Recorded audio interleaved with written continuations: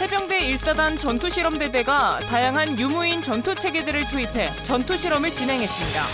폭탄 투하 드론과 다족 보행 로봇 등 첨단 전력이 총출동해 전투실험에 임했습니다. 육군이 국제과학화전투 경연대회 참가국 장병들을 위해 특별한 공연을 개최했습니다. 이번 공연은 육군 최초 이동식 무대 차량인 라이브 머신을 활용한 특별 공연이 참가국 장병과 과학화전투 훈련단 장병 500여 명을 대상으로 진행돼 눈길을 끌었습니다. 9월 넷째 주 금요일 군인 가족의 날을 맞아 국방부가 모범 장병과 군인 가족을 대상으로 초청 행사를 열었습니다. 국방부는 군인 가족의 긍지와 자부심을 높이기 위해 군인 가족에 대한 사회적 인식 제고와 복지 여건 향상에 매진하겠다고 밝혔습니다.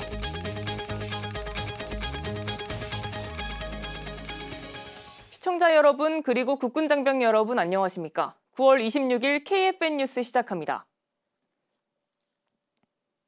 첫 소식입니다. 지난 1월 미래 전장 환경을 주도하기 위해 출범한 해병대 1사단 전투실험대대가 다양한 유무인 전투체계들을 투입해 전투실험을 진행했습니다. 이태검 기자가 현장에 다녀왔습니다. 수직 이착륙이 가능한 장기 채공 드론이 비행을 시작합니다. 2시간도 넘게 감시 정찰과 정보 수집 임무를 수행하며 실시간으로 지휘본부에 영상을 전달합니다. 폭탄 투하 드론은 폭탄을 연달아 투하하며 그 위력을 보여줍니다. 지상에서는 무인 이동 차량을 앞세워 적진을 향해 나아갑니다. 한국형 상륙 돌격 장갑차에서 내린 해병대원들은 다족 보행 로봇과 함께 작전을 수행합니다. 해병대 1사단이 포항 일대 훈련장에서 진행 중인 전투실험대대의 실기동 실험의 모습입니다. 이번 전투실험은 미래 해병대대 상륙단의 작전 능력과 전투 수행 방법을 검증하는 데 중점을 뒀습니다. 해병대의 미래를 선도한다는 자부심으로 대대 전 장병이 유무인 복합 체계를 비롯한 첨단 전력과 일치 단결하여 전투실험에 임하고 있습니다. 이번 전투실험은 미래 전장에서 필요한 전투 기술을 사항별로 세밀하게 식별하는 기회였습니다. 해병대는 제한된 병력과 물자로 상륙작전을 성공시켜야 하는데 다양한 무인 체계들이 이러한 작전 환경의 해법으로 떠올랐고 이번 실험에서 기존 대비 30%의 병력 감축을 달성했습니다. 실험을 통해 미래 해병부대 표준안을 제시하고 미래 전투수행 개념의 적절성을 검증하여 다변화하는 미래 전장에서도 임무 수행이 가능한 강인하고 스마트한 해병대 건설에 기여하고 있습니다. 이번 실험에는 병력 620여 명이 참가했으며 드론 67대, 화력 장비 46대 등 다양한 유무인 전투 체계를 투입했습니다. 부대는 앞서 6월부터 석 달에 걸쳐 장비 기능 실험과 전투 수행 기능 통합 실험, 부대 실험 등 3단계로 구분해 실기동 실험을 시행했습니다. 오는 11월까지 워게임 실험을 통해 결과를 분석하고 발전 사항을 도출할 예정입니다. 해병대는 2027년까지 전투 실험의 규모를 대대급에서 여단급으로 확대해 미래 전장에 대비할 방침입니다. KFN 뉴스 이태범입니다. 육군이 국제과학화전투 경연대회 참가국 장병들을 위해 특별한 공연을 개최했습니다. 육군 최초로 이동식 무대 차량인 라이브 머신을 활용한 전투 현장 특별 공연을 열었는데요. 현장에 김은별 기자가 다녀왔습니다. 일주일간 이어진 과학화전투 경연대회 훈련을 마친 장병들. 화려한 무대와 음악을 통해 하나로 어우러집니다. 육군 최초 이동식 무대 차량인 라이브 머신을 활용한 특별 공연이 과학화전투 경연대회 참가국 장병과 과학화전투 훈련단 장병 500여 명을 대상으로 진행됐습니다. 이번 공연은 우리 군의 전투력 강화에 기여하는 육군 문화예술 사업 개선의 일환으로 전투 현장에서 훈련 장면들의 즉각적인 전위 고양을 위해 준비했습니다. 5톤 트레일러를 기반으로 한 32평형 규모의 이동식 무대 차량인 라이브 머신을 활용해 육군은 장소 제약 없이 야지에서 장병들에게 문화예술 공연 체험 기회를 확대할 예정입니다. 이번 특별 공연은 2025년 대대급 문화예술단체 초청 공연의 베스트 공연팀과 육군사관학교 군악대가 함께하는 합동 무대로 꾸며졌습니다. 또 전투 현장이나 또 훈련장에 있는 장병분들에게 잠시나마 힘이나 위로가 될 수 있는 그런 힘을 음악이 가지고 있다고 생각을 평소에도 하는데 오늘같이 이런 뜻깊은 무대에서 공연을 할 수 있게 돼서 굉장히 의미 있게 생각을 하고 있습니다. 함께 재밌게 즐겨주셨으면 좋겠습니다. 일주일간의 국가대항 과학화 전투 경연을 마친 대한민국, 미국, 뉴질랜드, 우즈베키스탄 총 4개국 장병들은 화려한 퍼포먼스와 다양한 장르의 음악을 즐기며 하나가 됐습니다.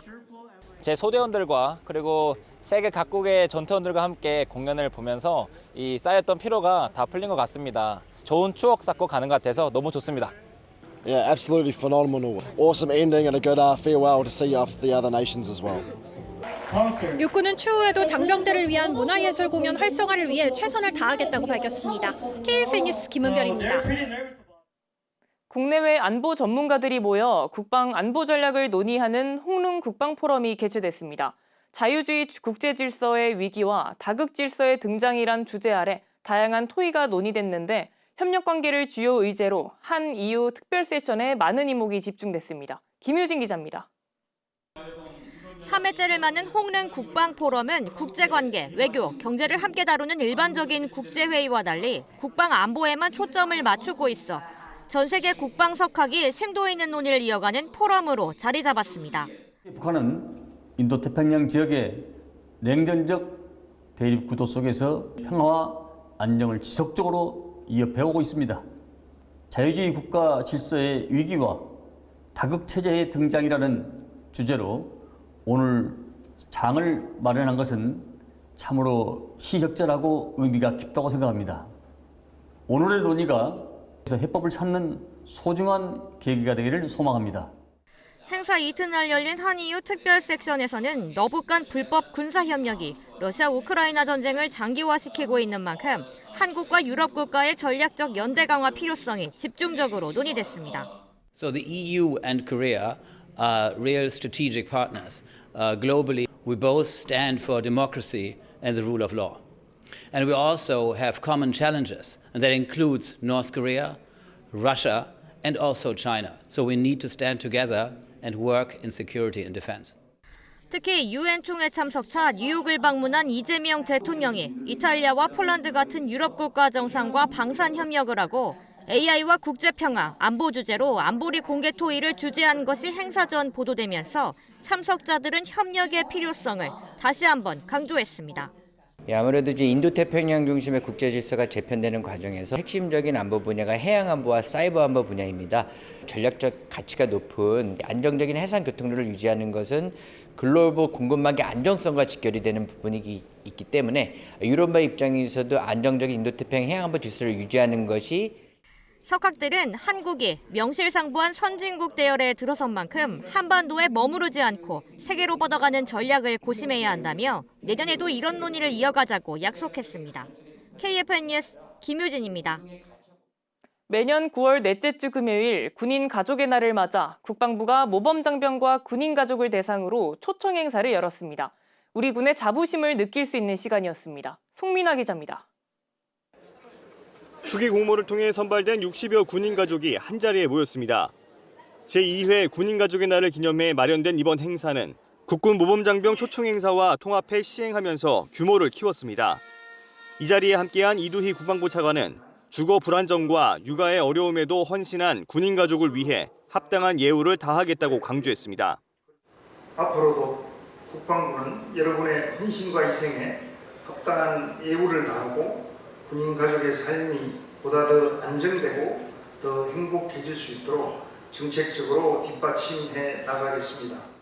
실제로 군인의 상당수는 격오지나 접적 부대에서 근무하거나 해외 파병 등으로 가족과 상당 기간 떨어져 지내는 것으로 파악되고 있습니다. 국방부는 군인 가족의 긍지와 자부심을 높이기 위해 군인 가족에 대한 사회적 인식 제고와 복지 여건 향상에 매진한다는 각오입니다. 이번 초청 행사에 참석한 군 장병들은 가족의 헌신에 감사함을 전하며 국가와 가정에 맡은 바 역할을 다하겠다고 다짐했습니다. 먼저 국군 장병 모범용대에서 선발된 것에 대해서 무한한 영광으로 생각하고 지금까지 27년 동안 군대 생활을 하면서 항상 제 곁에서 보살펴준 아내인 소연이와 그다음에 큰아들 예준이, 작은아들 현준이 항상 아빠의 힘이 되고 버팀목이 되어준 것에 대해서 진심으로 감사하고 사랑합니다. 국방부는 매년 9월 넷째 주 금요일을 군인 가족의 날로 정하고 각종 기념 행사와 사업을 시행하고 있습니다. 국방부는 군인과 군인 가족들의 희생을 잊지 않고 다양한 복지 혜택을 마련해 정당한 희생에 대한 합당한 예우를 다한다는 방침입니다. KFN 뉴스 송민아입니다. 해병대의 전통을 이어갈 정예 해병이 탄생했습니다. 지난달 입영한 이래로 인고의 시간을 거쳐 늠름한 대한민국 해병대원으로 가족들을 다시 만났습니다. 관련 내용 백재용 기자가 보도합니다. 흩날리는 가을비 사이로 늠름한 정예해병 1,084명이 당당히 섰습니다. 해병대 교육훈련단이 거행한 신병 1321기 수료식의 현장. 행사는 주한 미 해병부대 관계관을 비롯한 내외빈과 수료하는 신병들의 가족, 그리고 지인까지 3천여 명이 참석한 가운데 진행됐습니다. 지난달 18일 입영한 1321기 신병들은 6주 동안 강도 높은 기초군사훈련과 해병대 특성화 훈련을 받았습니다. 투철한 해병대 정신과 끈끈한 전우회로 모든 훈련을 이겨내고 이날 사랑하는 가족과 지인 앞에 당당히 섰습니다. 수료식은 수료 선서와 해병 자격 선포, 교육과정 우수자 상장 수여 등의 순서로 진행됐으며 가장 우수한 성적의 수료자에게 수여하는 문광욱상은 김대영 이병이 수상했습니다. 원하면 도전하고 도전할 거면 이뤄내고 이뤄낼 거면 최고가 되어라는 말이 있습니다. 그 말을 가슴 깊게 새기고 열심히 해서 좋은 결과를 이뤄낼 수 있었던 것 같습니다. 불가능을 모르는 전천후 해병이 되겠습니다. 한편 병 321기 동기회가 수료식에 참석하며 천기수 후배 해병들의 수료를 축하하는 선배 해병들의 발걸음이 이어졌습니다. 인고의 시간을 이겨내고 당당히 빨간 명찰을 가슴에 단 신병 1321기. 앞으로 각자의 실무부대에서 조국 대한민국과 사랑하는 가족을 지키는 임무를 수행하게 됩니다. KFN 뉴스 백재용입니다. 공군이 소형 무인기 및 순항미사일 위협과 과제를 주제로 2025년 방공 미사일 포럼을 개최했습니다. 김은진 기자가 취재했습니다.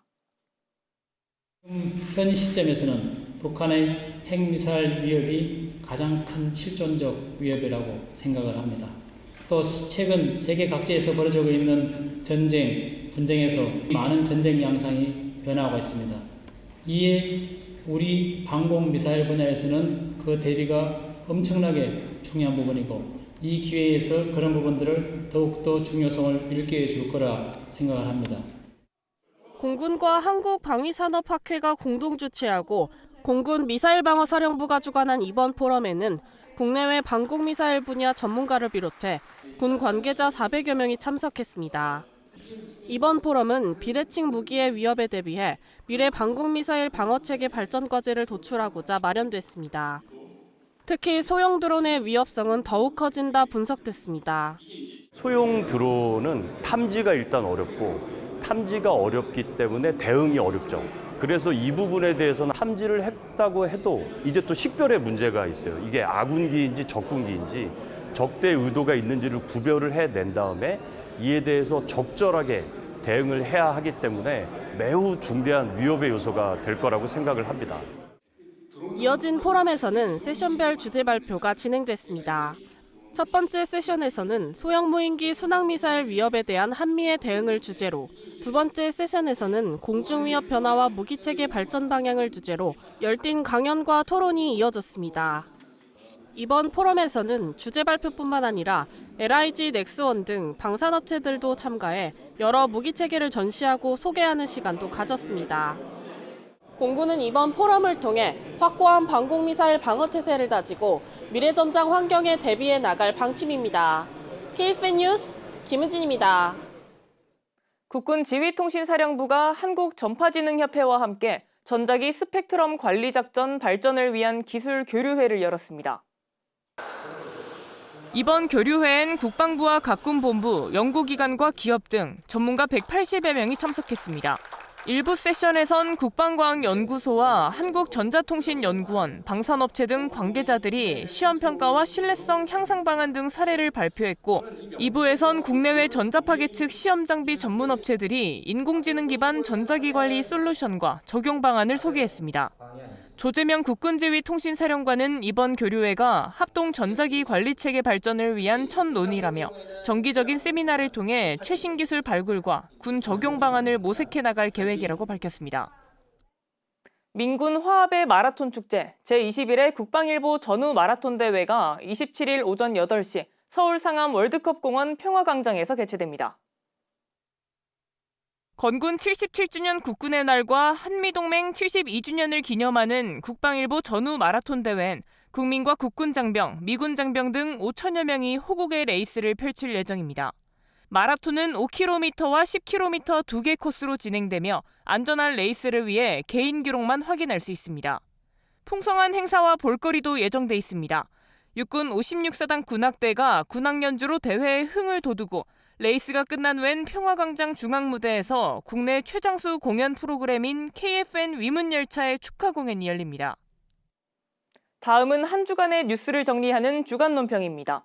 이번 시간엔 건군 77주년을 맞아 국방부가 펼치는 국방개혁의 의지를 짚어봅니다.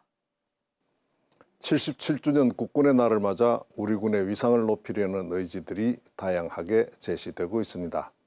국방개혁 추진단의 국방개혁 기본계획에 따른 것입니다. 관련 뉴스 보시겠습니다.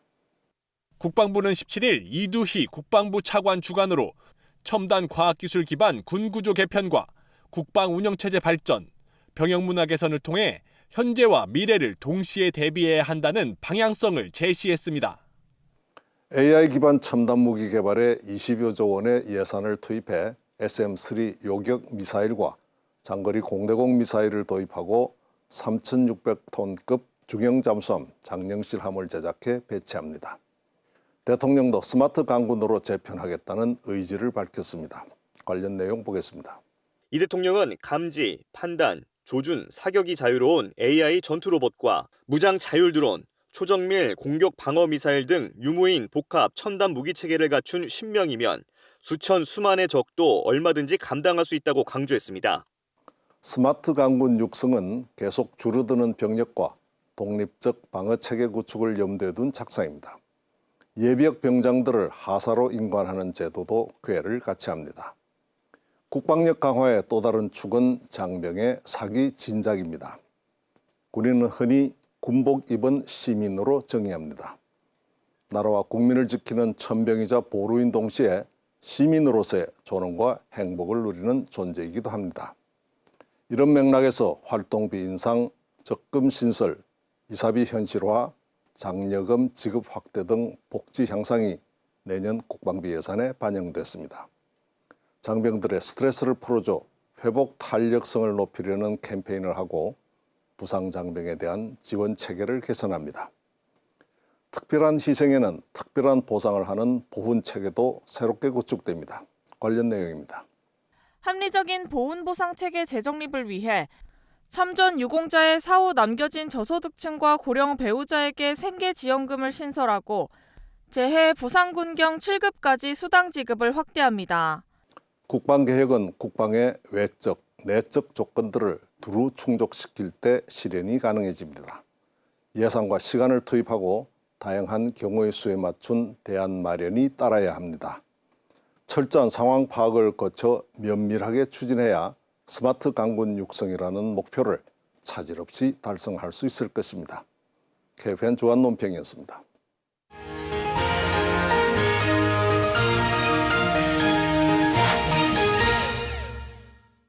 지난 17일 다산 정약용함의 진수식이 열렸습니다. 이번에 진수한 다산 정약용함은 우리 해군의 5번째 이지스 구축함인데요. 그렇다면 다산 정약용함은 기존 이지스 구축함과 어떤 차별점이 있을까요? 자세한 뉴스바바에서 전해드리겠습니다. 우리 해군의 5번째 이지스 구축함, 다산 정약용함 진수식이 열렸습니다. 첨단 과학기술 강군을 대표하는 우리 군의 핵심 전력인 이지스 구축함. 세종대왕함부터 다산 정약용함까지 우리 군의 이지스 구축함은 어떻게 진화해 왔을까요?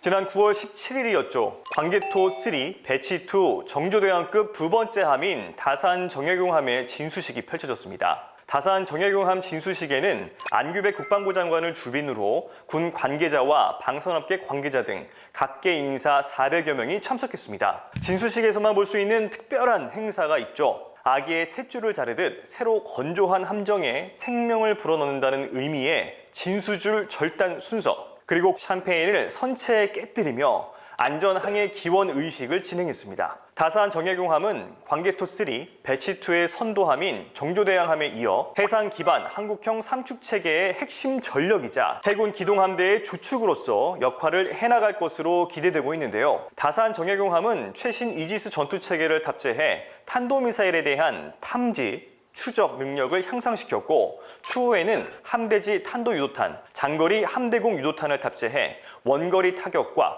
탄도미사일 요격 능력까지 확보할 예정입니다. 최첨단 장비를 갖춘 이지스 구축함을 보유한다는 건 단순한 연안 방어를 넘어서 대항작전 수행 능력과 함께 해양 패권 경쟁에 참여할 수 있는 위상을 의미하는데요. 우리 군의 첫 이지스 구축함은 2008년에 취역한 광개토3 배치1 세종대왕함입니다. 광개토3 배치1은 세종대왕급 이지스 구축함으로 이후 율곡2함, 서해 류송룡함을 연이어 배치해 입체적인 탐지 방어망을 구축했는데요. 세종대왕급에서 가장 주목해야 하는 장비는 이지스 체계의 핵심, 다기능 위상배열 레이더입니다. 이 레이더는 최대 1000km 떨어진 탄도미사일까지 포착하고 500km 거리에서 1000여 개의 공중 표적을 동시에 추적할 수가 있습니다. 또한 국산 전자전 체계 소나타가 탑재돼 적의 전파를 교란하고 적 미사일 위협에 대한 생존성을 강화했습니다. 5인치 함포와 함대함 유도탄, 함대공 유도탄, 장거리 대잠어뢰 등을 장착해 다층 방어와 정밀 타격 능력을 높였습니다. 하지만 점차 고도화되는 북핵 미사일 위협과 급변하는 국제 정세에 발빠르게 대응하기 위해서 우리 군은 세종대왕급 이지스 구축함의 뒤를 잇는 차세대 이지스 구축함 개발에 나섰습니다. 그래서 등장한 것이 광개토3 배치2 정조대왕급 이지스 구축함입니다. 1번 함은 정조대왕함, 2번 함이 이번에 진수한 다산 정예공함입니다. 정조대왕급 이지스 구축함은 기존 세종대왕급 이지스 구축함 대비 최신 버전의 이지스 전투체계를 탑재했는데요. 때문에 기존의 세종대왕급 이지스 구축함이 탄도미사일에 대한 탐지와 추적이 가능했다면 정조대왕급은 요격 능력까지 더해 적 항공기, 순항미사일, 그리고 탄도미사일까지 대응할 수 있게 됩니다. 또한 국내 기술로 개발된 한국형 수직발사체계 2가 적용돼서 기존의 무장에 더해서 향후 차세대 국산 무기를 운용할 수 있는 확장성을 확보했습니다. 수중 탐지 능력도 대폭 확장됐는데요. 다산 정예공함엔 통합 소나 체계가 탑재돼 적 잠수함과 어뢰 등과 같은 수중 위협에 대한 탐지 능력을 강화했습니다. 추진 체계는 하이브리드 전기 방식을 적용해서 저속 항해 시에는 소음을 줄여서 은밀성을 높이고 고속 항해 시에는 출력 효율을 높였습니다. 이로써 대잠 작전과 장기 항해에서 생존성과 작전 지속 능력이 크게 개선됐습니다. 앞으로 다산 정예공함은 시운전 기간을 거쳐서 2026년 말 해군에 인도될 예정인데요. 전력화 과정까지 모두 마치면 기동함대 사령부에 배치돼 해상 기반 삼축 체계의 핵심 전력으로 활약하게 됩니다. 이지스 구축함은 한국형 삼축 체계의 중심축으로 자리 잡으며 우리 해군 전력의 위상을 한 단계 끌어올리고 있습니다. 세종대왕함부터 다산 정예공함까지 한국형 이지스 구축함이 이뤄낼 강력한 해양 안보 계속해서 주목해야겠습니다. 이어서 오늘의 국방단신 전해드립니다. 손성락 공군참모총장이 공군 서울기지를 방문해 대비태세를 점검하고 임무완수에 매진하고 있는 장병들을 격려했습니다. 서울기지는 감시정찰과 공수, 국가원수 경호 경비 등의 임무를 수행하는 부대들이 배치돼 있습니다. 손 총장은 서울기지 대비태세 현황과 주요 현안을 보고받고 확고한 대비태세 유지를 당부했습니다. 또 조종사들과 간담회를 열고 그동안의 노고를 격려한 뒤 현장의 목소리를 들으며 해결 방안을 함께 모색했습니다. 육군이 전북 익산시 육군부사관학교에서 25-3기 현역과정 육군부사관 임관식을 거행했습니다. 임관식엔 임관자 가족과 친지, 주요 내빈을 비롯해 총 500여 명이 참석해 신임 부사관들의 새로운 시작을 응원했습니다. 73명의 신임 부사관은 지난 8주간 재식과 사격, 유격훈련 등 체계적인 교육훈련을 수료하며 소부대 전투 전문가로 거듭났습니다. 신임 부사관들은 병과별 보수교육 과정을 거쳐 전후방 각지 부대로 배치될 예정입니다. 육군이 지난 9일부터 24일까지 몽골 불간주 소재 234 도하부대에서 2025년 후반기 한 몽골 PKU 공병연합훈련을 실시했습니다. 훈련엔 육군 1공병여단 장병 10여 명과 몽골 지상군 234 도하부대 장병 30명이 참가했습니다. 양국 공병부대는 2주간 방호시설 건설과 생존훈련, 경계시설 구축 등 다양한 훈련 과제를 함께 수행했습니다.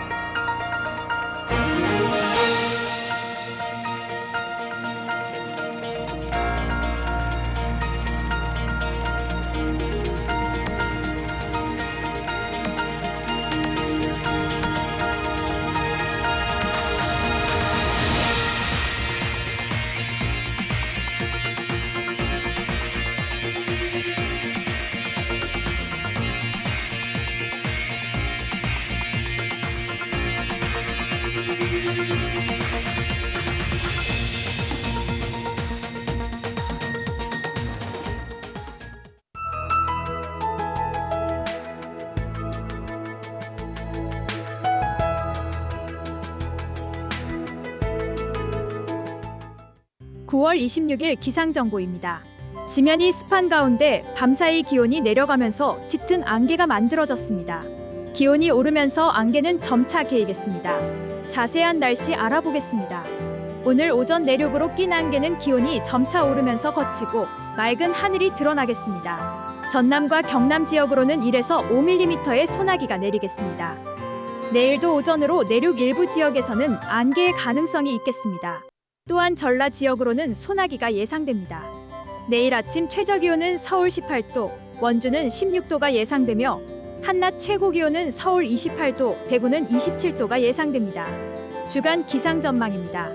일요일은 기압골의 영향으로 전국적인 비가 내리겠으며 비와 함께 뇌우를 동반할 가능성이 있어 주의가 필요하겠습니다. 다음 주 전반적으로 대체로 맑은 가을 날씨가 이어질 것으로 예상됩니다. 이상 공군 기상단 제공 기상정보였습니다. 이것으로 KFN 뉴스를 마칩니다. 시청해주신 여러분 고맙습니다.